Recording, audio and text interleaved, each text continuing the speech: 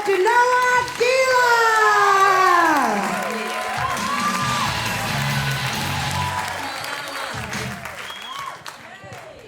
How you going, you mob? Us? Yeah, so name is Ghenoa Gela. I hail from Rockhampton in Queensland. Yes. Oh, go on then. Us? Yeah. Yes, the big capital of Australia. Clearly, I represent my community real deadly because I don't muck around. Hey. Actually, I have this love-hate relationship with Rocky.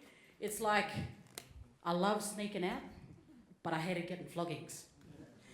And I tell you what, when I was small, I was proper hard-headed, and I swear that's how come my parents were really strict. And I was so strict, in fact, that as soon as I could sit up, I started island dancing.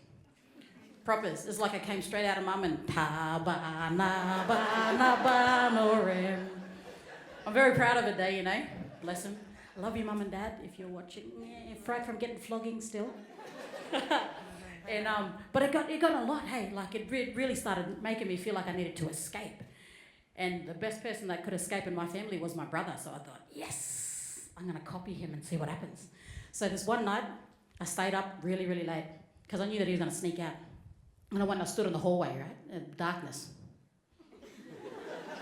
If anybody saw me, they would have seen like darkness and then two little white eyes. And my brother there, you know, he's like setting up that bed there, and then he looked up and I was like... And then when I opened him, lad was gone. Boom, straight out the window, up on the mango tree, down on the ground, on the fence. That's how he ran too, man. Puss. He went straight down the lane, and I was like, hey, shut up! I am not gonna escape like that.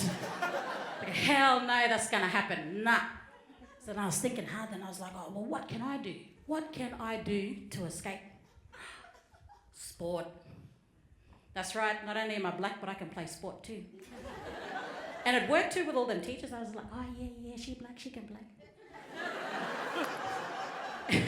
and it was lucky, actually, it was lucky that I was good at it, because I was so deadly that I could stay away from home all afternoon after school. And I would get home at dinner time, which was deadly, because I didn't want to cook rice or anything like that. But it wasn't enough. I was like, nah. 3 hours is not enough after school.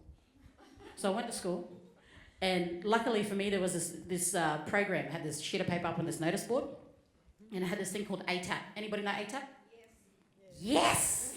Okay, so ATAP was this thing for blackfellas, you know, Aboriginal Islander, something, I can't remember, sorry, it's a long time ago now.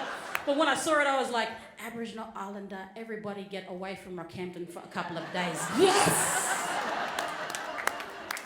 So I signed up, me and my sister girls and my brother boys, and boom, we was on that bus, straight to Mackay.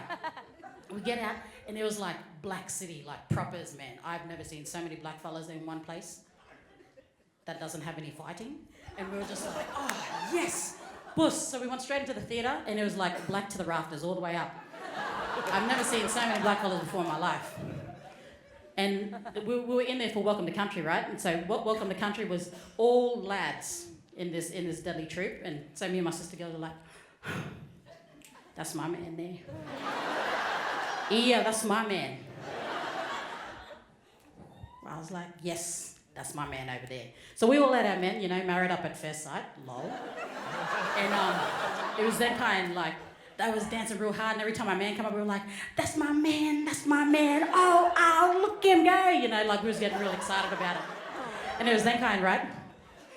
They were all getting G'd up, all these fellas, because we was all screaming like, hey, you're my man! Yelling out like real long way too, like sitting right at the back. I'm sure they could hear us because they started dancing harder. And when it come now, like that last dance, right? That last dance, you know, because all them lads all lined up and they're ready to do their solos. And because we were all G'd up and they were all G'd up, and oh man, we were just like, hey. Just like how black fellas go. This one lad, he looked real deadly. He was coming up ready to go. But that didgeridoo changed for a second. And I was like, hey. And I was listening, and I was like, you're burrowing out, and you're burrowing out, and you're burrowing out. I was like, what? Can you fellas hear that? And my girls reckon, what? What are you talking about? I reckon, no, listen to that fella play the didgeridoo, man, propers. Man, you're burrowing out, and you're burrowing out. I'm like, hey, shut up! Is he saying what I think he's saying? He's not saying that. But next minute, everybody went like that. And we were looking hard, eh? And oh, bless him. So this lad was either like frightened or scared or something, but he forgot his jocks underneath his lap. So when he was coming through, bless him, you're like that there. And your Buddha ringing out, and your Buddha ringing out, and your Buddha ringing out, and your Buddha ringing out. Hey, Ghenoa, thank you very much, you've been deadly. Ladies and gentlemen, that was the deadly Ghenoa Gela!